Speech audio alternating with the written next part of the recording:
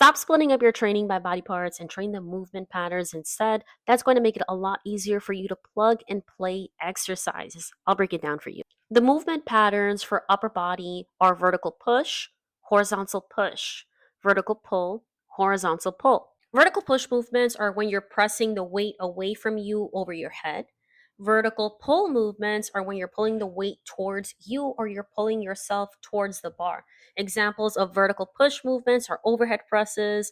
Examples of vertical pull movements are things like lat pull downs and pull ups. Horizontal push movements are when you're pressing the weight away from your torso. Horizontal pulling movements are when you're pulling the weight towards your torso. Examples of horizontal pushing movements are things like dumbbell chest presses, barbell bench press. Examples of horizontal pulling movements are things like seated rows and bent over rows.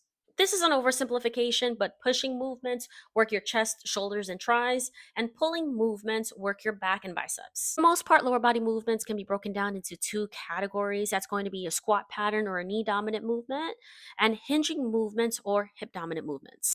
Squat patterns and knee dominant movements predominantly work your glutes and your quads.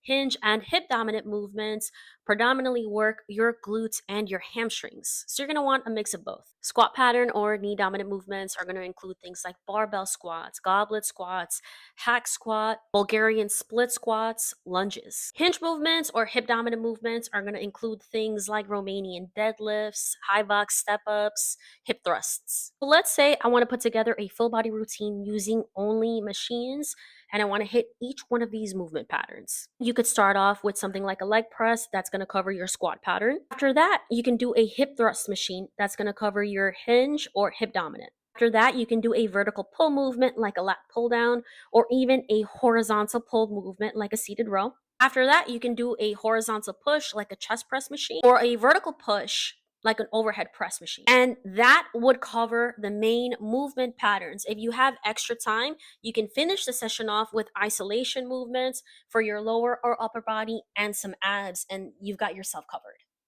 Follow along for more tips and let me know if you have any questions in the comments.